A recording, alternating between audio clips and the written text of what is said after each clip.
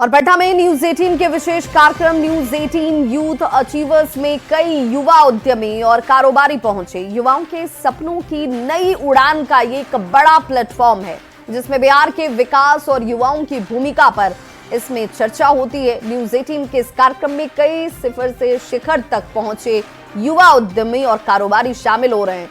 उन्हीं में से एक है डायर्स ग्रुप के संस्थापक और सीईओ रंजन कुमार ओझा, जिन्होंने अपना अनुभव इस कार्यक्रम के दौरान साझा किया। हमारी कंपनी अभी रियल एस्टेट की बात कर रहे हैं तो उसमें नौबतपुर और बेटा में हमारे अच्छे प्रोजेक्ट चल रहे हैं, जिसमें एक अभी आप बहुत सारे लोग जानते भी होंगे, वैदिक विलेज करके हमारा प्रोजेक्ट है। थोड़ा हम लोग डिले हुए हैं, लेट हुए हैं, ऐसा नहीं कि नहीं आएंगे, और बहुत ही अच्छा पटना बनने वाला है। आने वाले 5 साल में आप देखेंगे कि कितना अच्छा पटना बन रहा है। उसमें सारे लोगों का योगदान है, हमारा भी रहेगा, बिल्कुल बराबर का रहेगा।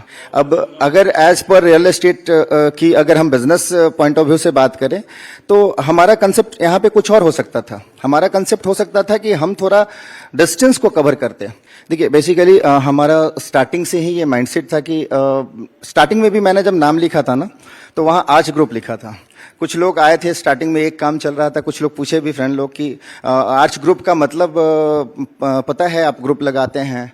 हम बोले कि हाँ पता तो है, और आने वाले टाइम में आप जो पूछ रहे हैं वो चीज़ें भी आपको दिखेंगे।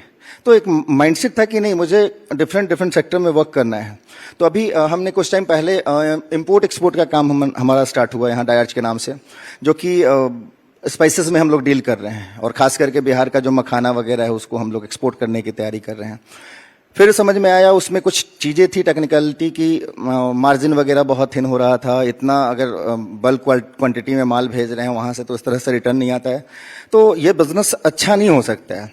तो फिर मैंने जब उसका रिवर्स कैलकुलेशन किया तो मालूम चला कि नहीं, पहले तो आपको यहाँ डोमेस्टिक मार्केट में अपना एक ब्रांड वैल्यू बनाने होंगे ना, देन फिर आप जाएंगे दूसरे कंट्री में तो आपको वो रेपुटेशन मिलेंगे ना।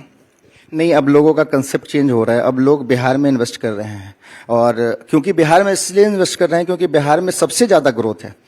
आप सर्वे उठा के देखेंगे तो पूरे इंडिया में रियल एस्टेट का ऑलवेज यहाँ पे ग्रोथ कंपेयर टू बाकी कंट्री से, बाकी स्टेट से अच्छा होता है यहाँ पे।